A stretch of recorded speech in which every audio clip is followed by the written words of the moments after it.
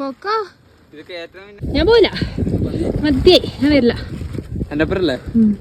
Minimum ഒരു 8 അട്ടകടി അത് കൊള്ളാൻ റെഡിയാണെങ്കിൽ നമുക്കൊന്ന് ജോസ്ഗിരി മല കയറിയിട്ട് വരാം. അട്ട, ആന, കാട്ടുപന്നി, ഉരുൾപൊട്ടൽ ഇത്രയും പ്രതീക്ഷിച്ചാണ് ആ മല കയറാൻ വേണ്ടി. ഇതൊക്കെ സത്യമാണോന്ന് അറിയാൻ വേണ്ടി അവിടുത്തെ ഒരു ചേച്ചിനെ കണ്ടപ്പോൾ ചോദിച്ചപ്പോൾ ചേച്ചി പറഞ്ഞു, ആ ഉണ്ട്, ആന വൈകുന്നേരങ്ങളിൽ വരും. മഴക്കാലത്ത് ജോസ്ഗിരി മല കയറാനാണ് കുറച്ചുകൂടി ഒരു ഭംഗി.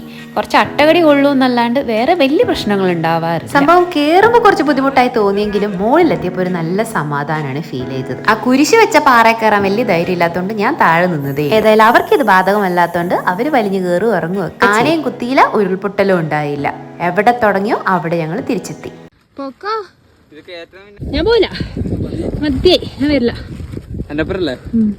മിനിമം ഒരു 8 അട്ടകടി അത് കൊള്ളാൻ റെഡിയാണെങ്കിൽ നമുക്കൊന്ന് ജോസ്ഗിരി മല കയറിയിട്ട് വരാം. അട്ട, ആന, കാട്ടുപന്നി, ഉരുൾപൊട്ടൽ ഇത്രയും പ്രതീക്ഷിച്ചാണ് ആ മല കയറാൻ വേണ്ടി. ഇതൊക്കെ സത്യമാണോന്ന് അറിയാൻ വേണ്ടി അവിടുത്തെ ഒരു ചേച്ചിനെ കണ്ടപ്പോൾ ചോദിച്ചപ്പോൾ ചേച്ചി പറഞ്ഞു, ആ ഉണ്ട്, ആന വൈകുന്നേരങ്ങളിൽ വരും. മഴക്കാലത്ത് ജോസ്ഗിരി മല കയറാനാണ് കുറച്ചുകൂടി ഒരു ഭംഗി.